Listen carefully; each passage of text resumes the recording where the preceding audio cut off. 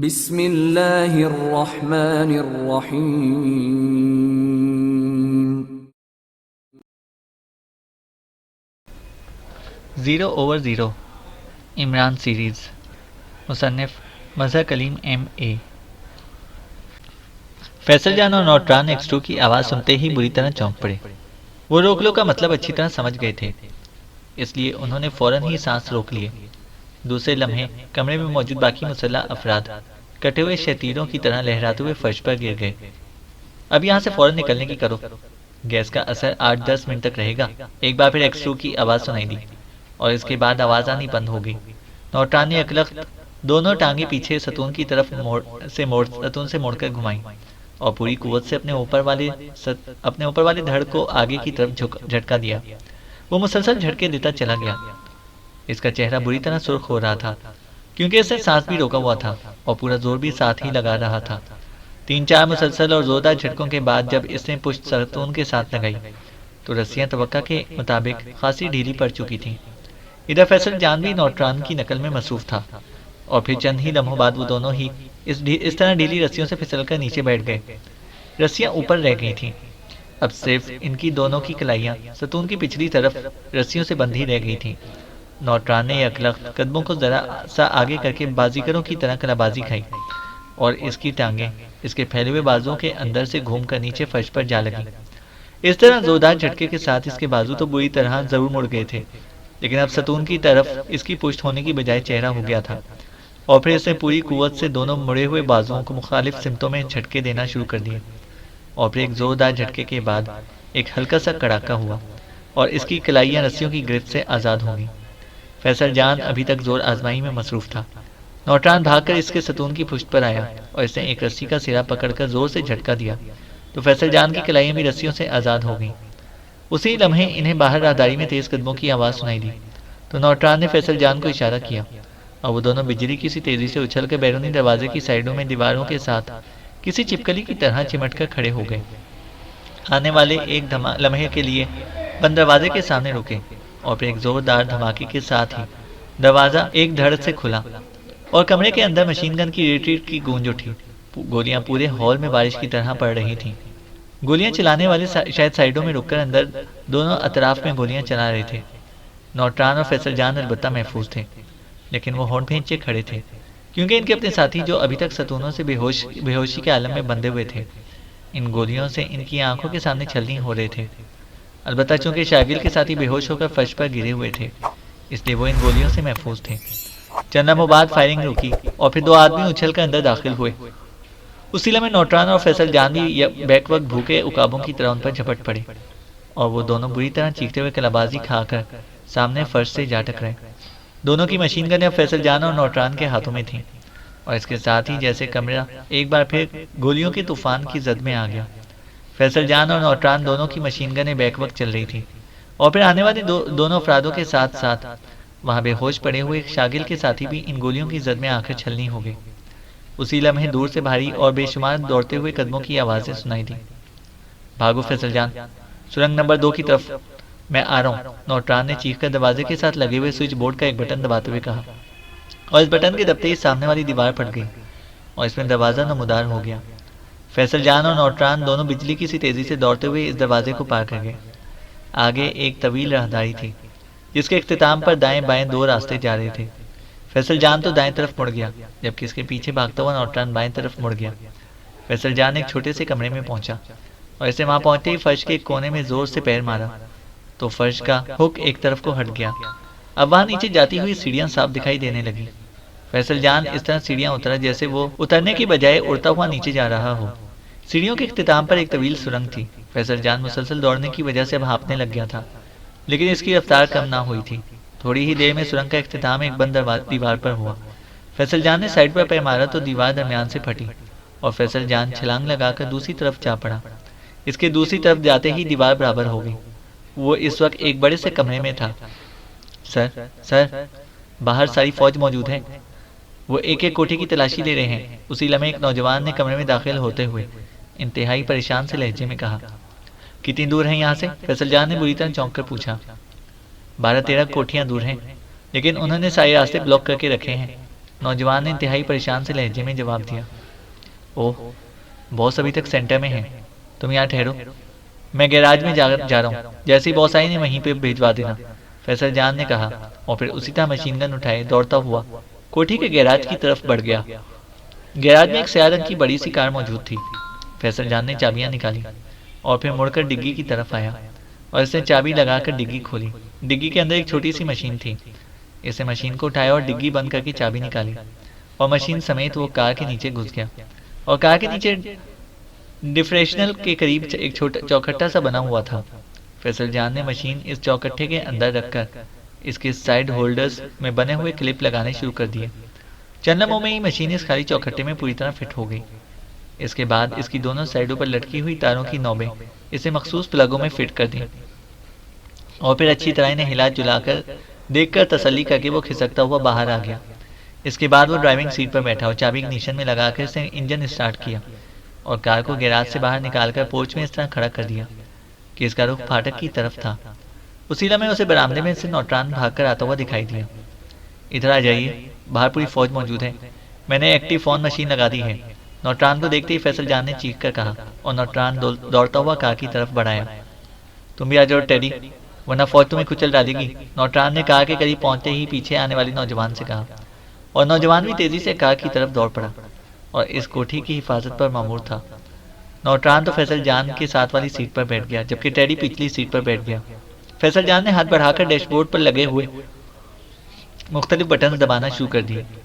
Button दबते ही car के टायरों पर स्याह रंग की धात के कवर से तीनों अतराफ में आ गए। अब टायरों का सिर्फ वही हिस्सा बाहर था जो सड़क से लगता था, बाकी हर तरफ से इस पर स्याह रंग की धात का कवर चढ़ गया था। चलें बॉस, फैसल जान ने नौटरान की तरफ देखते हुए कहा। हाँ, निकल चलो, मैंने सुपर डायनामाइट पर 5 मिनट का वक्त लगाया हुआ है और अब बाकी सिर्फ 2 मिनट रह गए हैं, नौटरान ने होंठ भेजते हुए कहा।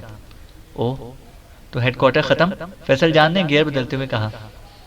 हाँ, अब इसके सिवा कोई चाराकार ना था, अगर इसे तबाह ना किया जाता तो हमारे बहुत से राज उनके हाथ लग जाते, नौटरान ने सर हिलाते हुए कहा। फिर जैसे ही कार गेट के करीब पहुंची, एक फौजी जीप गेट के करीब आकर रुकी और साथ ही 4 मुसल्लह फौजियों ने तेजी से उतरकर कार की तरफ गनें तान ली। खबरदार, रुक जाओ, एक फौजी ने यकलख चीख कर कहा। वो कैप्टन के ओहदे का फौजी था, लेकिन फैसल जान ने बजाय ब्रेक पर पैर रखने के यकलख एक्सीलेटर पूरी कुव्वत से दबा दिया और ताकतवर इंजन की कार चिंगारती हुई किसी देव की तरह उछली और फिर फौजियों को कुचलती हुई जीप को टक्कर मारती हुई बाहर सड़क पर आ गई। सिर्फ 2 फौजी उछलकर टक्कर से बच गए और उन्होंने कार पर फायर खोल दिया।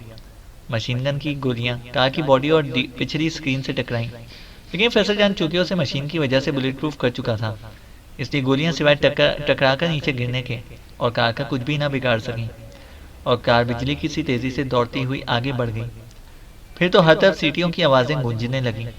फैसल जान कार को पूरी कुव्वत से दौड़ाता हुआ चौक की तरफ बढ़ रहा था कि अचानक एक साइड रोड पर से इस पर फायरिंग खोल दिया गया, लेकिन इस बार भी गोलियों का पहले जैसा ही हशर हुआ। लेकिन चौक पर पहुंचने से पहले ही कार के पीछे 2 फौजी जीपें ताकुब में रख गईं।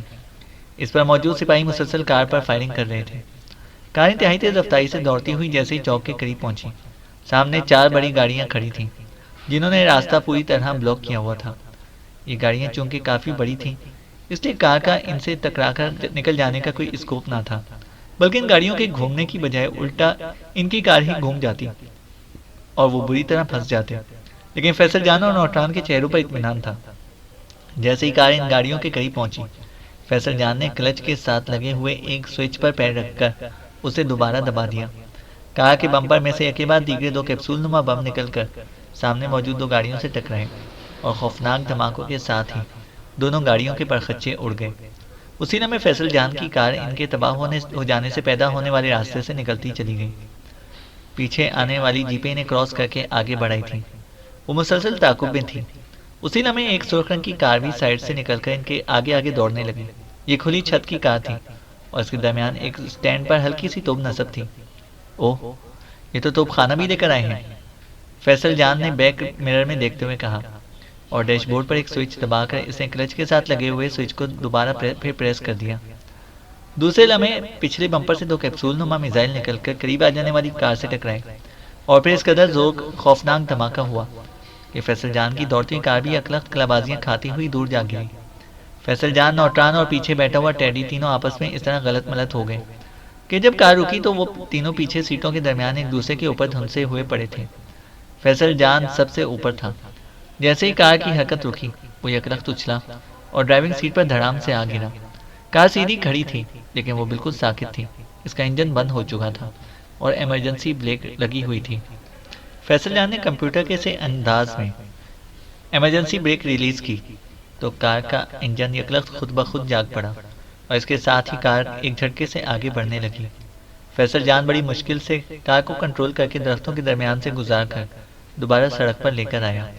उसी लम्हे नौटरान भी अपनी सीट पर पहुंच गया, जबकि टेडी, जो इन दोनों के नीचे दबा हुआ था, कराहता हुआ उठकर पिछली सीट पर बैठ गया। फैसल जान ने उगती शीशे पर निगाहें जमा दी, लेकिन पीछे कोई भी ना था। तुमने 030 ऑन नहीं किया था? नौटरान ने इंतहाई सख्त लहजे में कहा। नहीं जनाब, बस ख्याल ही नहीं रहा था, फैसल जान ने शर्मिंदा लहजे में कहा। अब निकल चलो। कार से मिसाइल टकराने के धमाके के साथ साथ हेडक्वार्टर के उड़ने का धमाका भी शामिल था, इसलिए लाजमन फौजियों की तवज्जो उधर हो गई होगी, नौटरान ने संजीदा लहजे में कहा। बॉस, एक बड़ी जीप आ रही है, टेडी ने यकलख्त चीखते हुए कहा। मैंने चेक कर लिया है, फैसल जान ने कहा और कार की रफ्तार आहिस्ता कर दी। जीप अब इंतहाई तेज रफ्तारी से इनकी तरफ बढ़ी चली आ रही थी। इस जीप के आगे इस तरह का छज्जा लगा हुआ था जैसे बख्तरबंद गाड़ियों के आगे होता है। इस बार 030 के साथ ही ऑन करना, नौटरान ने तल्ख लहजे में कहा। मैं राउंड फायर कर रहा हूँ, ये मिसाइल से नहीं हिट होगी, फैसल जान ने कहा और एक बटन प्रेस कर दिया। डैशबोर्ड से एक छोटा सा हैंडल बाहर निकल आया। फैसल जान ने बैक मिरर पर निगाहें जमाई। इस हैंडल को नीचे करके एक झटके से ऊपर करके छोड़ दिया। दूसरे लम्हे कार की छत दरमियान से खुली और एक चौड़ी सी नाली बाहर आ गई। इसका रुख पिछली जीप की तरफ था। उसी लम्हे पिछली जीप को झटका सा लगा और इसके साथ ही एक जोरदार धमाके के साथ इसमें से एक बड़ा सा मिसाइल निकलकर कार की डिग्गी से टकराया और कार यकलख्त तेजी से घूम गई। जैसे ही कार घूमकर सीधी हुई, फैसल जान ने क्लच के साथ लगा हुआ स्विच प्रेस कर दिया। छत पर से निकलने वाली नाली से एक मिसाइल निकला और जरा तिरछा होकर फिजा में बुलंद हुआ और फिर यकलख्त तेजी से नीचे गिरा। वो ऐन जीप के दरमियान में गिरा था और खौफनाक धमाके के साथ ही पिछली बख्तरबंद किस्म की मिसाइल बरदार जीप के पुर्जे फिजा में बिखर गए। लेकिन फैसल जान की कार की रफ्तार भी अब लम्हा ब लम्हा कम होने लग गई थी। पेट्रोल टैंकर को जर्ब लग गई है बॉस, फैसल जान ने कहा। ठीक है, साइड के खेतों में ले जाओ, जल्दी करो, नौटरान ने चीखते हुए कहा और फैसल जान ने कार का रुख दाएं तरफ को मोड़ दिया। यहाँ ऊंची ऊंची फसलें थीं। कार इन फसलों में घुसती चली गई। लॉक खोलो और निकल चलो। टेडी, तुम यहाँ से निकलकर फौरन 0 सेंटर पहुंचोगी, नौटरान ने कहा। उसी लम्हे कार रुक गई और कार के दरवाजे खुल गए। कार रुकते ही वो तीनों उछलकर बाहर आ गए। इसके बाद फैसल जान और नौटरान तो आगे की तरफ भागने लगे, जबकि टेडी दाएं तरफ को बढ़ गया। अभी वो दोनों थोड़ी ही दूर गए होंगे कि इन्हें आसमान पर जंगी हेलीकॉप्टरों की चिंगाड़ें सुनाई देने लगी। ओह, ये लोग तो पूरी फौज ही उठा रहे हैं। मेरे पीछे आओ। यहाँ करीब ही एक दही फार्म है, वहाँ डॉक्टर लाकी है, वो हमारा आदमी है, जल्दी करो, नौटरान ने यकलख्त बाएं तरफ मुड़ते हुए कहा और फैसल जान भी इसके पीछे भागने लगा। वो दोनों फसलों के दरमियान भाग रहे थे और अब ऊपर हेलीकॉप्टर की चिंगाड़ें शामिल थीं, जबकि चारों तरफ जीपों और इंसानों का शोर भी इन चिंगाड़ों में शामिल हो गया था। हमें घेरा जा रहा है बॉस, फैसल जान ने होंठ दबाते हुए कहा। मुझे मालूम है, नौटरान ने सर हिलाते हुए कहा और थोड़ी देर बाद इन्हें खेतों के दरमियान एक पुराने से फार्म की इमारत नजर आने लगी। ओह, डॉक्टर लाकी बाहर ही मौजूद है, नौटरान ने फसल में से सर उठाकर देखा और फिर वो उछलकर फसल से निकलकर दरमियानी रास्ते पर आ गया। ओह बॉस, आप! सामने फाटक पर खड़ा अधेड़ उम्र डॉक्टर लाकी नौटरान को देखकर इस बुरी तरह उछला के गिरते गिरते बचा। जल्दी करो डॉक्टर, फौज हमारे पीछे है, नौटरान ने चीख कर कहा और भागकर फार्म के अंदर दाखिल हो गया।